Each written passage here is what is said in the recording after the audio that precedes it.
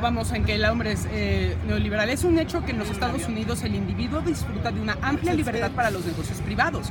Es un hecho que en esa nación el individuo arregla con amplia libertad sus negocios municipales, poniéndose de acuerdo con otros individuos.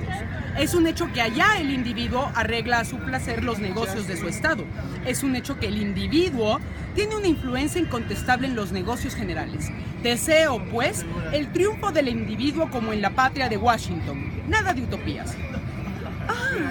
Pero esa situación es excepcional. Deseo para mi patria una situación excepcional. En ese estado también se encuentra el Canadá y las colinas que la Inglaterra ha establecido en la quinta parte del mundo. Esos elementos políticos produjeron las admirables repúblicas de la antigüedad.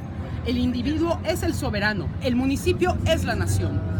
Ay, ¿y por qué no deifica usted de una vez al individuo? No tengo inconveniente. El individuo es un dios. Usted es una diosa vieja, todavía con atractivos. Todavía puede usted tener un parto milagroso. Si Catón se empeña. Una página ya se echó la mitad de la historia de México. No, en realidad lo que yo podría destacar sobre todos los aspectos, que son muchos, son muy variados en el Nigromante, es la congruencia. Caray, es un hombre íntegro en lo que escribe, en lo que hace, en lo que dice, con respecto a todo lo que piensa. Sí, no, y me queda muy claro, el hombre jamás negó decir Dios no existe, o sea, tendría 18 años, pero siguió afirmándolo, y mira que lo afirmó, me quedó muy claro. Sí, no, hasta el último día de su vida, esa fue una de sus consignas, ¿no? Y precisamente por eso, lo que mencionaba Cristóbal, en cierta medida, o en gran medida, mejor dicho, no sé si podríamos verlo como el padre del ateísmo en México. Pues yo creo que sí, ¿no? Sí. O sea, Bueno, fue el primero que se atrevió a decirlo en público, por lo menos, ¿no? Ajá. O por lo menos el primero que hizo tal escándalo, ¿no? No sé. El primero lo suficientemente importante como para que el hecho de decirlo causara un escándalo. Aunque cuando lo dijo no era tan importante, era un chiquillo don nadie que llegó y se metió a la academia. Pero después es uno de los padres del laicismo mexicano, ¿no? De la ley de desamortización y de transformación de la iglesia y del Estado. Entonces, yo creo que sí podemos considerarlo como el santo patrono laico del laicismo mexicano. Sí, bueno, y queda claro que no podía decirlo cuando todavía había Inquisición, ¿no? O sea, pues si él lo dijo en 36, pues no debe ser, o sea, no hay mucho tiempo de colchón como para que muchas personas lo dijeran antes. 36, estamos en pleno... O sea, pues... entre guerras, estamos en poquito después de la independencia, pues, ¿no? Entonces, y de la independencia, pues todavía, antes de la independencia, pues había Inquisición. Sí, Era muy amoladilla, pero... no hay que olvidar que la Constitución de Maximilian todavía proclamaba una única religión para el país. Además, no teníamos muchas opciones, Sí, ¿no? ¿verdad? Y avanzando en la historia, otra anécdota que no quiero dejar pasar sobre el Nigromante es el hecho de cómo es retomado en la época revolucionaria y en San Ildefonso, Diego Rivera pinta un mural donde aparece Ignacio Ramírez con la leyenda Dios no existe, y como estudiantes de la preparatoria de ese momento, creo que Octavio Paz andaba entre ellos, digo, no que él lo haya hecho, pero de esa generación, pues, le echaron ácido a la pintura para borrar esa consigna, ¿no? Entonces, al siglo XX todavía teníamos esas reacciones de intolerancia de la iglesia y sus prosélitos. Incluso cerraron, o sea, la pintura no estuvo abierta 9 años, una cosa de esas, ¿no? Sí, hasta que la cambiaron. Sí, que Diego Rivera tuvo que poner discurso de la Academia de Beltrán, 1836. Sí, claro. Bueno, que de todas formas, Rivera también creo que dijo que él, por su propio derecho, era ateo y tenía todo el derecho del mundo de andar expresando lo que se le pegara a su gana en sus pinturas, ¿no? Claro. Cosa muy característica del señor. Pero bueno, finalmente ahí el Nigromante siguió siendo un motivo de polémica muchos años después de haber fallecido. Entonces, 10 de la noche. él relata muy bien, relata desde el inicio, cuando dice el discurso, y se genera una conmoción en la academia, es esa condición dividida, y creo que todavía la tiene el país, entre una fuerza que tira hacia el progreso, hacia un avance más sustentado, y algunas reminiscencias, bueno, no algunas son muy fuertes, atávicas para mantener un pensamiento tradicional y desde luego las creencias, ¿no? Entonces, en México, en gran parte, su desgajamiento se debe a la tensión de esas dos fuerzas desde siempre. Claro. Bueno, el desgajamiento, pero una cosa muy importante que creo que tenemos que aclarar en todo esto es, el hombre jamás se metió con los individuos, o sea, sí se metía con los individuos, me queda muy claro, pero también creo que siempre fue muy justo en decir, a ver, una cosa es el Estado laico, todos tenemos derecho a exactamente lo mismo, y todo el mundo tiene derecho a creer en lo que se le pegue su regalada gana, ¿eh? O sea, pero el Estado tiene que ser laico. Y ese creo que es el gran aporte del ateísmo de Ignacio Ramírez hacia lo que es la educación y la cultura, ¿no? O sea, tú individuo haz lo que se te pegue la regalada gana, pero como nación tenemos que entender que el laicismo es necesario para el progreso.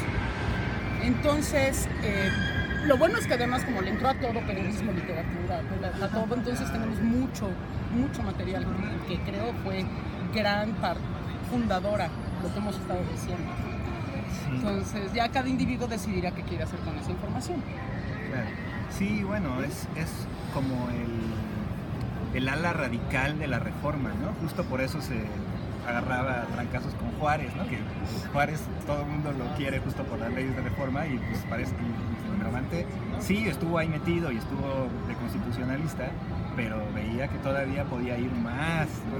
Sí, más allá de separar el Estado y la Iglesia. Sí. ¿Y por qué no llegó más allá? ¿Cómo? ¿Por qué no llegó más allá? Pues porque sus posturas no eran tan populares, ¿no? O sea, y Juárez mismo era un poco más recatado, digamos. No, y luego estuvo en el gobierno de Díaz, ¿no? También participó con Díaz, y aunque Díaz era muchísimo más vanguardista, fan de los franceses a fin de cuentas, igual que el señor, de todas formas la sociedad no creo que haya estado preparada para todo lo que él quería hacer, en todo caso. O sea, sí sentó las bases, pero el hombre nació muy adelantado a su tiempo, creo. Pero aún así, yo no sé si es muy común que en el siglo XIX haya pasado lo que pasó. O sea, creo que la sociedad mexicana no estaba preparada ni para lo que ocurrió, pues, o sea, quitarle los bienes a la iglesia, quitarle los libros, fundar la Biblioteca Nacional, creo que sí es un montón de cosas, ¿no? Pero sí, queda claro que no es a todo lo que aspiraba el Nigromante. Oigan, y si ahorita lo pudiéramos invitar, ¿qué creen que pensaría de este país? A ver, cuéntame. Yo creo que se muere del coraje ahorita otra vez. Sí, vaya, o sea, la verdad es que es una figura hoy prácticamente ignorada, ¿no? Sí está en la rotonda de las personas ilustres, pero fuera de eso... ¿Cuántas veces has ido a la rotonda de las hombres? Fuera de eso, no es un autor muy... Gracias. No es un autor que todos tengamos muy presente, ¿no? Todo el siglo XIX en realidad no es que lo tengamos muy presente. A menos de que estés en la secundaria. Sí. Pero bueno, en concreto, y creo que a eso era lo que tú querías aludir,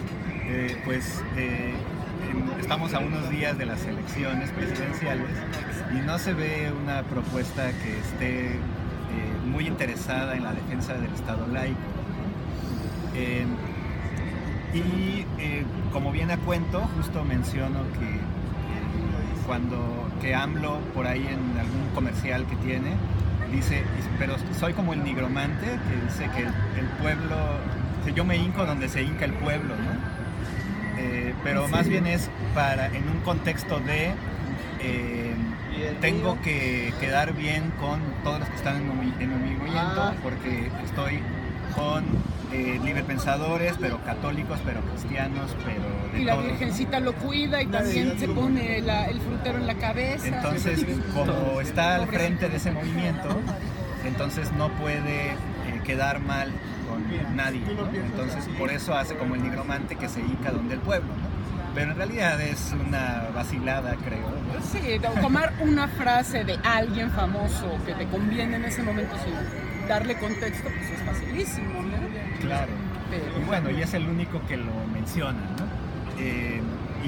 Pero sí, Ni PAN, ni Anaya, ni AMLO, ni el Bronco, por supuesto, están interesados en eso, lo cual a mí me parece sumamente triste, ¿no? Porque ya lo platicaba con Miguel ahí vía Facebook, que es, pues entonces más bien no queda más que elegir el botón que tú creas y pues nada más hacerse bolita y esperar que no haya sido una decisión tan mala, ¿no?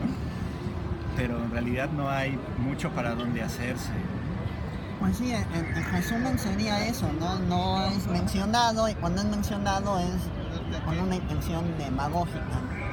Entonces, en principio de cuentas también, y no quiero dejarlo pasar más, lo valioso de que estemos nosotros ahorita hablando de él, porque hasta donde tengo noticia, tampoco en el ámbito académico ni por esta vertiente más notable que tiene el nigromante como uno de las figuras relevantes de la literatura mexicana del siglo XIX, pues como si no estuviera pasando nada con él, ¿no? Entonces también por ahí es una cuestión, no quiero ser mal pensado, de que todavía esté generando un poquito de urticaria, ¿no?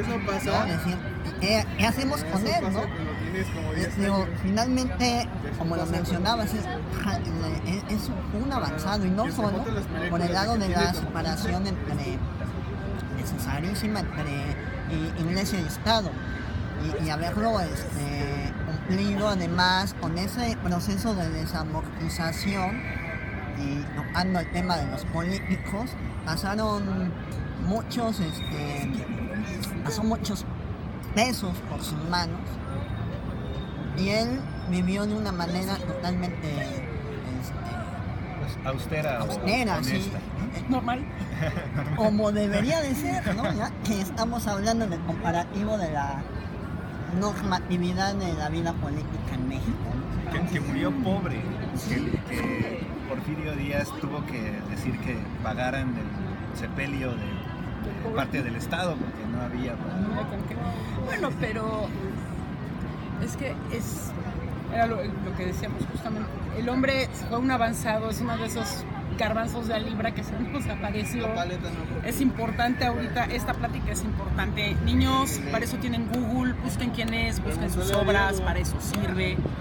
Es importante que lo conozcan y que sepan, porque a fin de cuentas, pues las cosas van a cambiar en algún momento otra vez. O sea, la historia nos ha enseñado que el asunto es cíclico y el hombre no ha dejado de ser válido. Tan válido fue en el 19 como está siendo en el siglo XXI. Entonces, más bien sería uno de esos autores que tendríamos que retomar, y yo sí estoy convencida, como dices tú. Yo sí creo que todavía le tienen resentimiento, ¿eh? Yo sí digo que todavía le tienen resentimiento. ¿Será que no lo conocen para empezar? Pues es que como no se le enseñaron a nadie, le hicieron lo peor que te pueden hacer, que es dejarte en el olvido. O sea, qué mejor forma de matar algo que no hablando sobre él, ¿no? Por eso estamos aquí justamente, para que no suceda eso. Entonces, ¿Ustedes sí lo estudiaron en la escuela antes de la licenciatura? no, yo estaba en la secundaria, y en la licenciatura la verdad es que creo que no le entramos a eso. Hay demasiado teatro mexicano como para... Sí, claro. Sí, pues en las clases de literatura mexicana del 19 yo sé que se ve, pero pues así como se ven otros tantos, ¿no? O sea, pues es que es Guillermo Prieto o Altamirano o Lizardi mismo, entonces pues obviamente hay que... Tiene una obra con Altamirano, acabo de encontrar una obra en la que hablan él, Altamirano y la voz de México, está padrísima. Yo creo que es ya entrando en su relevancia en el ámbito literario. la invitación que me han hecho para hablar de él me hace revalorarlo a tal grado que me parece que puede hacerlo ese hombre e inclusive ser más importante que Guillermo Prieto, ¿no? Guillermo Prieto es el gran hombre de letras del siglo XIX, pero esencialmente por su longevidad, ¿no? Entonces murió hasta 1890 y algo, no tengo el dato. 97, ya, mira, aparece hablando precisamente de lo que se ve del nigromante. Bueno, se le aparece junto a Fernando Calderón, Rodríguez Galván, Guillermo Prieto, Altamirano, Luis G. Ortiz, Manuel M. Flores, José Peón y Contreras y Manuel Acuña. Y en poesía. Y exactamente, esencialmente lo que es su prosa pasa totalmente ignorada. Literatura, teatro. Y ahorita, como ya lo vimos performanciado, tiene realmente diálogos, tiene otras piezas y condensa muy bien su espíritu y su pensamiento. Y vamos, deberían de ser rescatados de algún modo. Sí, digo, dudo que lo logremos rescatar en el sistema oficial en un rato, pero por lo menos sí hacerle publicidad al muchacho, ¿no? Sí lo merece. Bueno, y en ese sentido, para ya ir dando un poquito la síntesis de lo que fue su diario, dos aspectos, decía yo, aparte de la separación entre Iglesia y Estado, se centran en la preocupación que tuvo de la cuestión indígena. Y otra, que también y Carlos Monsiváis va a hacer énfasis de los pocos en el siglo XX en esa aportación de Ignacio Ramírez, en la cuestión de la equidad de género. Además era feminista, ¿verdad? En el siglo XIX ella estaba planteado el hecho de que la mujer debería darse la oportunidad de generar sus propios recursos.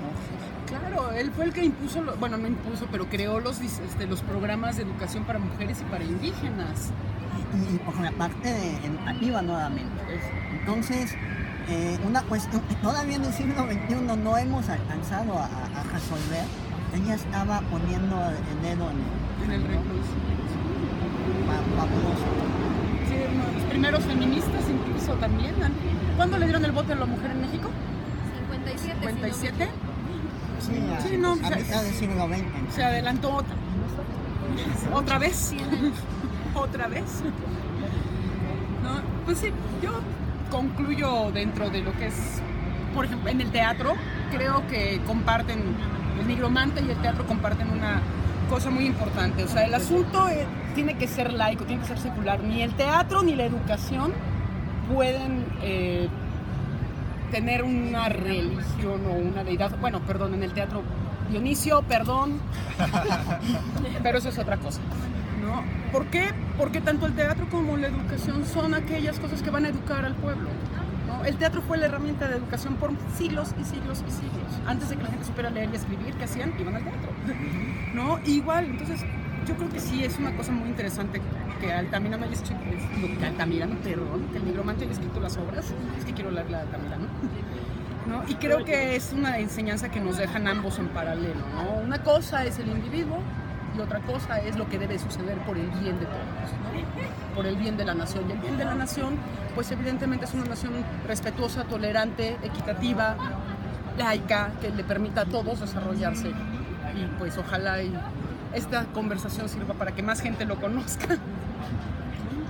Pues inclusive complementando lo que mencionabas respecto al diálogo que interpretaste muy bien, está el asunto de esa visión hacia el esquema de no solo de gobierno, sino el esquema de sociedad de Estados Unidos. Sí, esencialmente, bueno, pues ahora lo veríamos más tirado hacia el lado neoliberal, pero bueno, por eso ellos eran liberales y era el pensamiento de avanzada. Inclusive, gracias a que tuvo una vida lo suficientemente extensa, llegó a tener una cercanía con los preceptos del positivismo, ¿no? Claro. Entonces, en cierta medida, ese otro aspecto del nigromante, como ir no quedarse estancado en una época y tratar de abrir su mente para congeniar sobre todo en la parte del prólogo, que sí me gustaría destacar, hecho por la doctora Liliana Weiner, se señala 3 conceptos básicos, fundamentales, que es el asunto de cómo conciliar la libertad y el orden. Precisamente la libertad va más hacia el lado del individuo, el orden más hacia cómo se organiza un Estado para implantar un régimen. Bueno, Augusto Comte lo soluciona proponiendo la noción de progreso, ¿no? Sea una cosa o la otra, el país tiene que avanzar y entonces vamos a tratar de contribuir un poco o todo lo que podamos en ello. Entonces creo que por ahí el nigromante sí estaría siendo una especie de nudo para tratar de unir los dos cabos de lazo y pues, jalar hacia adelante. Que no hay de otro.